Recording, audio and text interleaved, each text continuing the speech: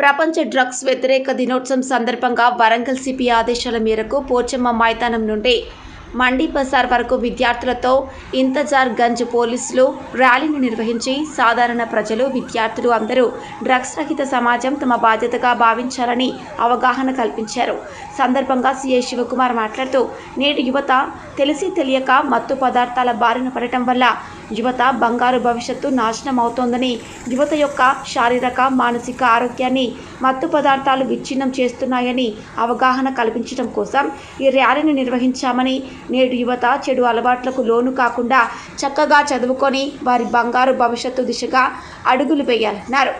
యువతను చెడగొట్టే ప్రయత్నం ఎవరైనా కల్పించినా వారిపై కఠిన చర్యలు తప్పవని, డ్రగ్స్ మీద పోలీసులు చేస్తున్న పోరాటం యువత తమ వంతు బాధ్యతగా నిర్వహించాలని, డ్రగ్స్ వినియోగానికి దూరంగా ఉండటంతో పాటు తమ దృష్టికి వచ్చే నిషేధిత డ్రగ్స్ సరఫరా మరియు వినియోగానికి సంబంధించిన సమాచారాన్ని తక్షణమే పోలీసులకు తెలియచేయాలని సిఐ శివకుమార్ సూచించారు.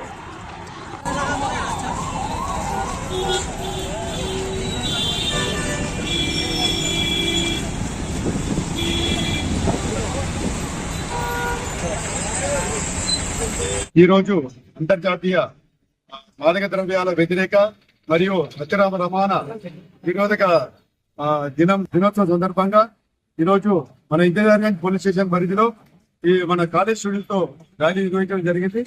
మెయిన్గా ఈ మాదక ద్రవ్యాలు మెయిన్గా ఈ రోజు యువతను టార్గెట్ చేసి వాళ్ళని తప్పుదో పట్టించి వాళ్ళ భవిష్యత్తును నాశనం చేస్తున్నాయి. ఈ విధంగా వారికి తప్పుదో పట్టకుండా, వారు డ్రగ్స్ కి అలవాటు పడకుండా వాళ్ళకి అవగాహన కల్పించడం కోసం ఈరోజు మనము పోచమ్మ మైదానం నుంచి మండి బజార్ వరకు మనం అవగాహన ర్యాలీ నిర్వహించడం జరిగింది.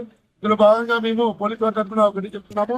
యువత ఎటువంటి చెడు వ్యసనాలకు కానీ, ఇటు గంజాయి కానీ, మత్తు పదార్థాలు కానీ బానిస కాకుండా మంచి చదువు మీద దృష్టి పెట్టి వాళ్ళ భవిష్యత్తుని ముందుగా సాగించాలని కోరుకుంటున్నాము. అటువంటి ఎవరైనా డ్రగ్స్ కి అలవాటు పడి వారిని చెడగొట్టే ప్రయత్నం చేస్తే ఇమీడియట్ గా పోలీసు సంప్రదించి వాళ్ళ మా సాయం తీసుకోవాలని చెప్పి కోరుకుంటున్నాము. మనంతా వరంగల్ కమిషనరేట్ లో సారు ఇట్టి మత్తు పదార్థాల మీద చాలా కఠిన చర్యలు తీసుకోవాలని చెప్పి మాకు ఇన్స్ట్రక్షన్ ఇవ్వడం జరిగింది. ఆ ప్రకారంగా మేము వరంగల్ రైల్వే స్టేషన్ మరియు బస్ స్టాండ్ లో ప్రత్యేక నిఘా పెట్టడం జరిగింది.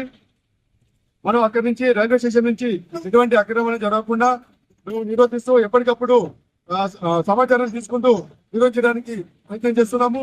ప్రజలు కూడా ప్రతి ఒక్కరూ ఇటువంటి దీనిపై అవగాహన తీసుకొని మాకు ఎటువంటి సమాచారం ఉన్నా ఇస్తే వాటిపై కఠిన చర్యలు తీసుకుంటామని చెప్పి ఈ సందర్భంగా కోరుకుంటున్నాను.